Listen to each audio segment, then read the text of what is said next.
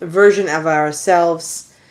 And so as we close out this 28th day, 28 days, 28 days, which is the completion of 4 whole weeks of the Omer. Together, we have such gratitude for being able to be together, for being able to show up, for being able to discipline ourselves enough to continue this practice. And so I'm grateful for the moments that we have to do this. I'm grateful for the conversation I had with my mitzvah teens tonight about just the things that are going on in the world. And they always bring up such good questions or thoughts. Like, there was protesting going on in Plainview, in the Plainview shopping center, and then like the end of the shopping center is another mini shopping center, like a little strip where Tom Swazi's one of the headquarters are. And so they ended up there. And the reality of, it's not just on college campuses. There are people that are just, wanting to voice their opinions, and students were saying, obviously I'm supporting Israel or I'm siding with Israel, but I just wonder, is it not okay for people to have their own feelings? And we had a big discussion about it. It's okay for people to believe and people to think and people to feel however they want to feel. And we can't convince them otherwise. But there's a difference between, peacefulness in a protest, and there's, the violence that happens, and there are people that are silenced, and the people that we talked about, the people that show up that perhaps don't even really have a connection to that which is the cause that they're supporting. There's moments of ignorance. There's all kinds of different things that go on. And so, it felt good to have conversations, or at least to just be a place where kids can ask their questions. Maybe their parents don't have the right answers. Maybe the parents aren't comfortable discussing it, whatever it is. And so it felt like, really good conversation to have, and always a good group of kids. There's always could be more, but they were there and they were showing up and they were present and they wanted to be part of the discussion, which is my gratitude for today. And then there's always the gratitude that goes without say, like for life and things and all of us here together. And what is your gratitude for today before we start the next day? Let's close it with something. If you're comfortable, share it in the chat so that we have some gratitude to share with each other. As we forgive those that may have done us wrong today, and we hope to be forgiven for anything that we might have done, whether we did it on purpose or inadvertently. Things happen, things are said, actions are done, whatever that is. May there be forgiveness for us and for others, for sure. So here we are to actually count. We know that with doing this, we're adding sanctity, if you want to use that word, but we're adding another dimension of our own understanding of self. And so let's count. Baruch atah Adonai Eloheinu ruach haolam asher kitshanu b'mitzvotav v'tzivanu al sefirat haomer hayom tisha v'esrim yom shehem arba'a shavuot v'yom echad laomer. This is the 29th day, totaling 4 weeks and 1 day of the Omer. This is here where we are. Of course, I moved my screen, so now I can't see. There we go. Here we are. We completed 4 weeks, and we're starting here. We are on the 29th day, 4 weeks total, and 1 day into the new. And here's all we have left. So what's this new week about? Where are we? We are in the week of Hod. The week of Hod is the week of humility, the week of awe, simplicity, gratitude, majesty. The week that says it's time to recognize our own strengths and our own qualities, but realizing that they're connected, created by or connected to that which is given to us with higher purpose. So in this week of Hod is the week of presence and gratitude, being in the presence of oneness, being in the present here in this moment for self, being able to give thanks opening to the glory of each moment or whatever the moment brings. It's hard to be present. It's hard to stay in the moment. It's hard to have our thoughts not be all over the place. And so on day 29, we're back on this first spot, which means we're in the spot of chesed. So it's chesed shebahod, love within presence.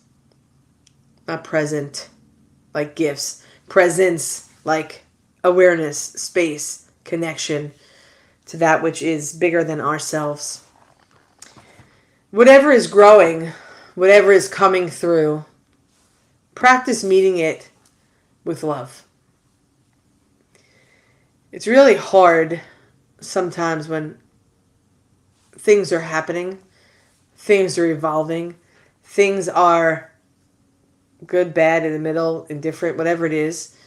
But so often when things are changing, we don't just have this abundance of love that's flowing through us. We have hesitation, trepidation, fear, anxiety. Maybe we're like, oh, this is really cool. Maybe we're thinking like, wow, this could be really great. But it comes with a whole host of emotions, and sometimes we're unable to meet it with love because we're just trying, we can't embrace it. We can't envelop it because we're like, I'm not sure. It's new. Something's coming in. Whenever there is pain, we try to offer compassion and empathy. Wherever there is fear, we try to reach out with tenderness. Whenever there's resistance, right away we want to push further because we're human. You're going to push against me, I'm going to come and push back. But perhaps when there's resistance, when people can't hear us, when we're not being seen, when things are feeling like, oh, this is terrible, to find a place of patience, to wait a second. How many times have you been in an argument and the words are coming and you are giving them right back without even thinking? Because while that person was talking, you were already ready to attack. Perhaps if you stopped for 1 second, that would be responding with patience. 1 second could change the whole trajectory, the whole narrative of what's going to happen next. Chesed shebahod, love within presence, reminds us that meeting things with love, offering compassion, reaching out in tenderness, responding with patience, are ways to be in the presence of the presence in the present moment. And so there's a practice which could be easy, could be not easy. Some of us have a hard time with the exercises or the practices that have more breathing to it. But what we're going to try to do for tonight, and for many parts during this week, which is maybe hard for some of us, There's a lot of us that just can't even sit for 5 or 10 minutes without getting up to do something. But let's say 5 minutes. If we can't do 5, do 2 minutes. At some point between right now, well, after we're done with this, and tomorrow at 9:30. Okay? I want us to sit for whatever minutes you give yourself. Commit yourself to the minutes. Slow down, sit down, be still. Already you're thinking like, oh, that's not for me. Slow down, sit down, be still. It could be in your car, it could be in your couch, it could be in kitchen table. It doesn't matter. Just do it. As you sit there quietly, breathing, and nothing else, you know that emotions will start to flow, that sensations will arise. Every time something pops into your head, because unless we are meditation or yoga practitioners of a lot of practice, there's probably very few of us that can sit and actually have nothing, blankness, for any extended period of time. As the emotion or sensation comes through, say to yourself, the blessing of the mystery is upon me. It's really upon you, but the blessing of the mystery is upon me. The blessing of the mystery is upon me. From Psalm 129 on day 29. Returning yourself back to the emptiness, the feeling, the breathing, the allotment of time that you're going to sit. Be like Ellis. You got to set a timer. Everything needs a timer. Time yourself. 2 minutes, 5 minutes, 10 minutes, whatever you can give. Each time your mind wanders, bless the wandering with that verse, that piece of that psalm, which says, the blessing of the mystery is upon you. Or the blessing of the mystery is upon me. Whichever feels more comfortable. And continue to breathe.